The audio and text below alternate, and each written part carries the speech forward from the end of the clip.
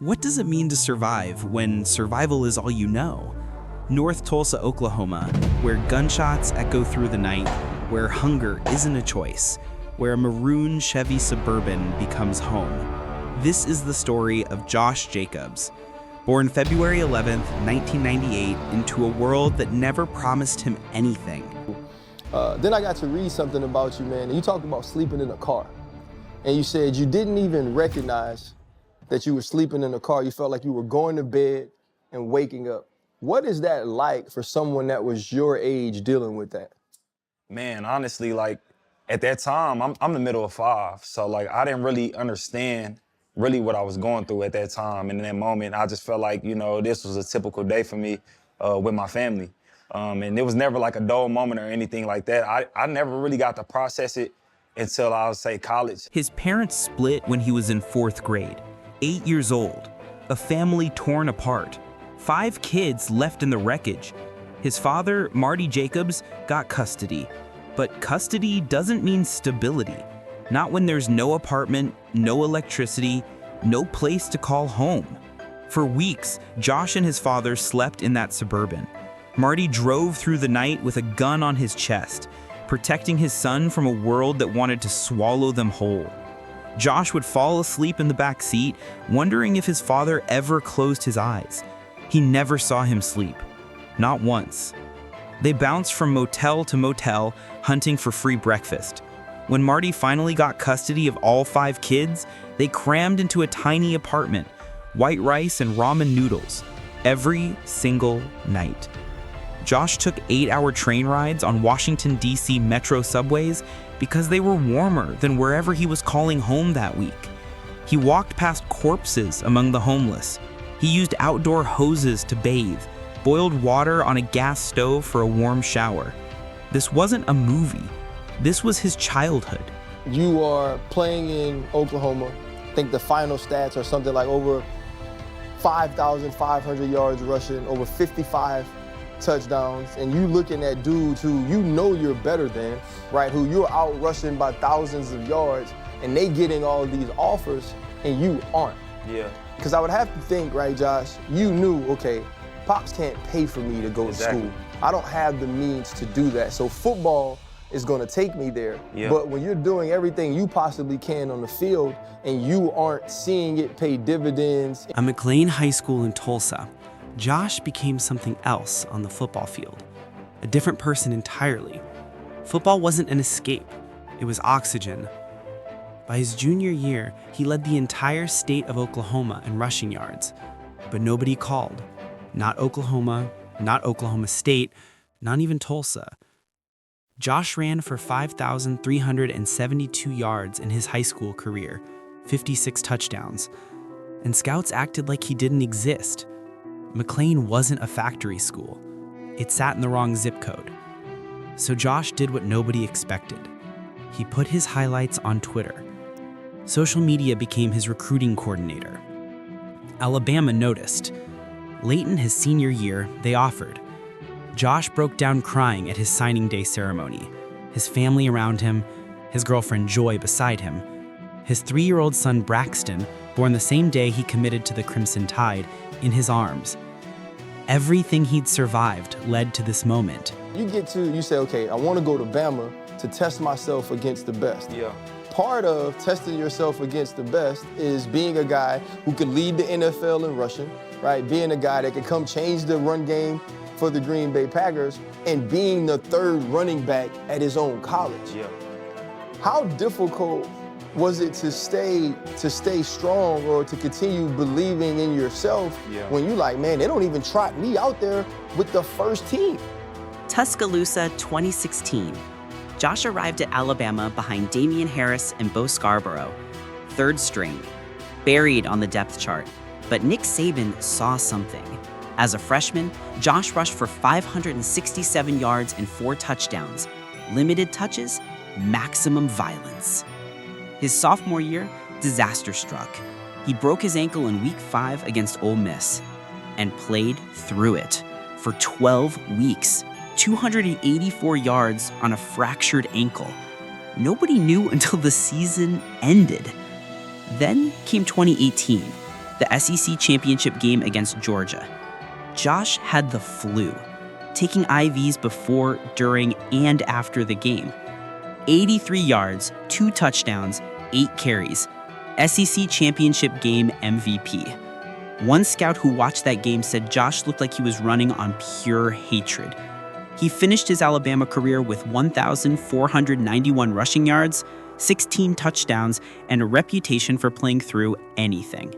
And like former players, like, bro, everybody I'm talking to got you a first round grade. And I'm like, first round grade, I'm the third back. Like what we what we talking about? You feel me? I'm like, how? So when it got to that point and then I started working, I would say what changed my mind was when I started believing in myself and I felt like I was good, I wanted to prove that I'm one of them ones. And that's like my mindset every time, because I be seeing people get it and I'm be like, he not that good.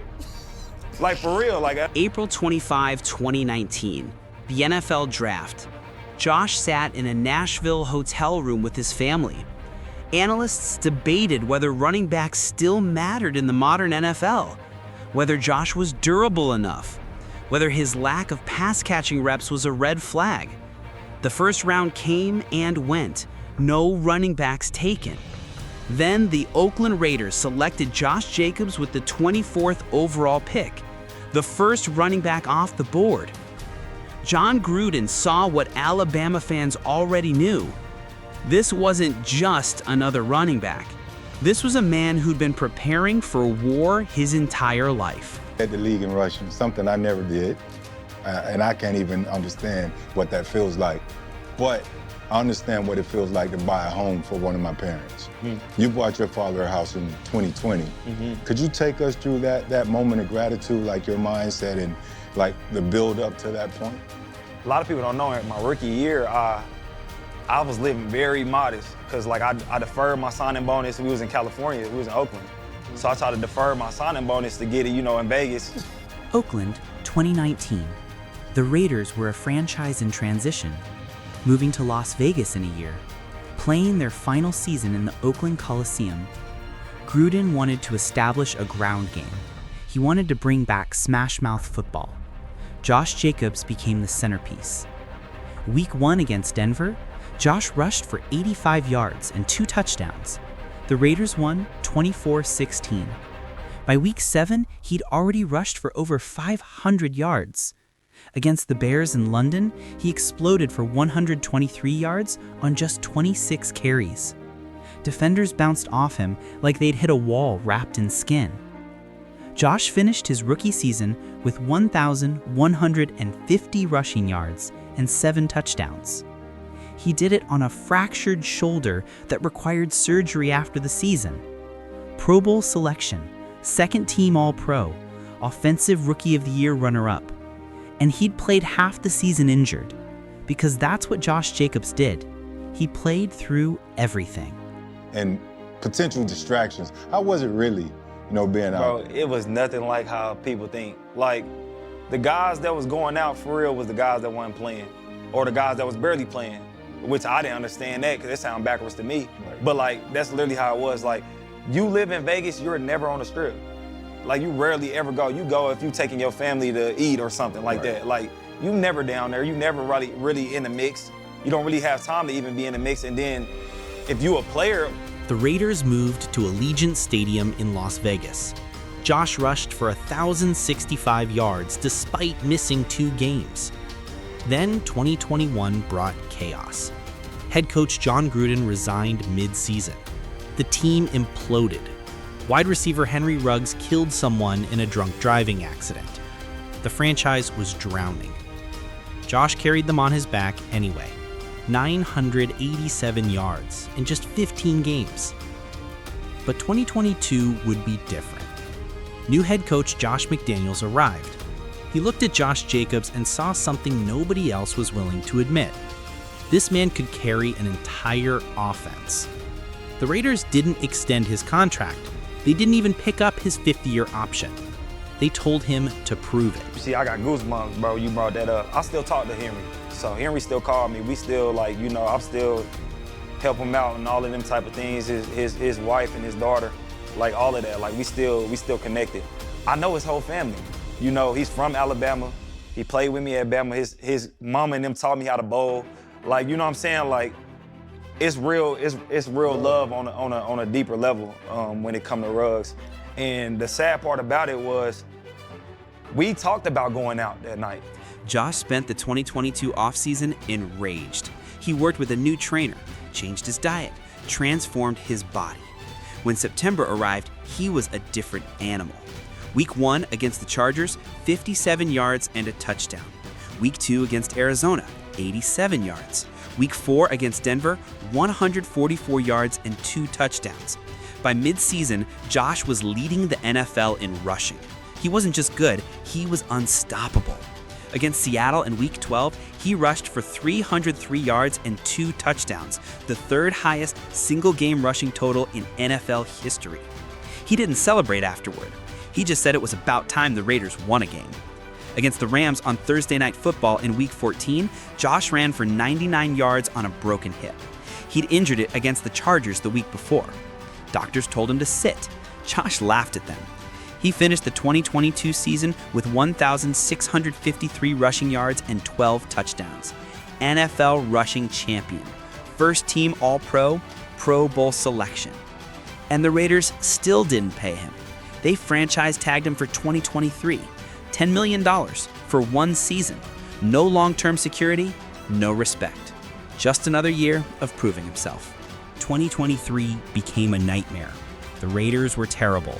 McDaniels was fired mid-season. Josh dealt with injuries all year, quad problems, knee issues, a revolving door at quarterback. He still rushed for 805 yards in just 13 games, still played through everything. But he was done with the Raiders, done with being disrespected. Free agency arrived in March 2024. The Green Bay Packers called. They offered him a 4-year, $48 million contract. Real money, real commitment. Josh signed immediately. He was finally getting paid, finally getting respect, finally getting a chance to play for a stable franchise. Green Bay, 2024.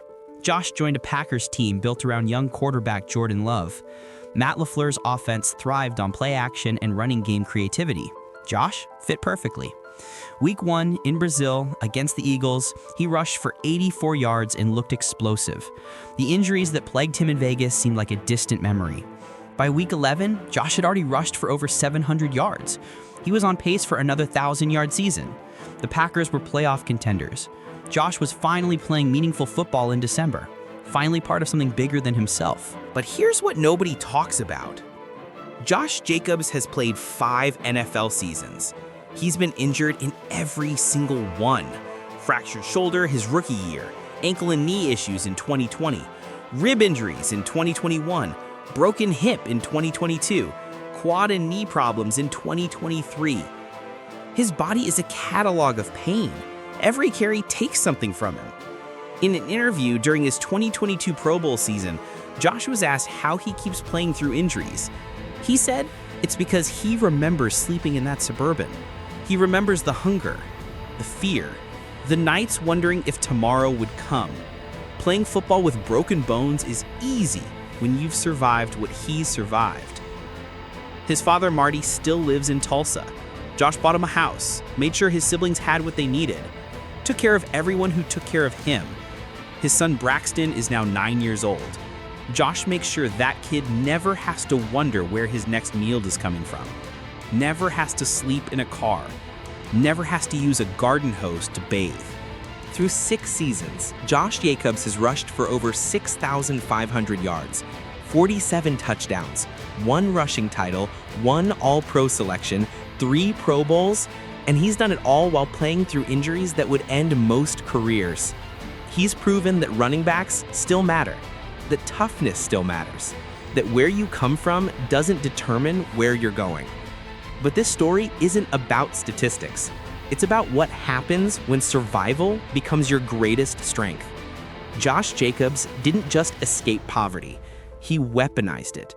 Every defender who tries to bring him down is fighting against every night Josh spent hungry, every motel he bounced through, every moment he watched his father stay awake to keep him safe.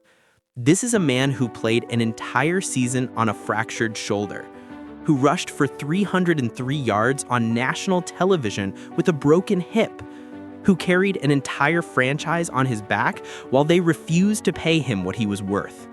This is a man who turned homelessness into hunger, and hunger into greatness.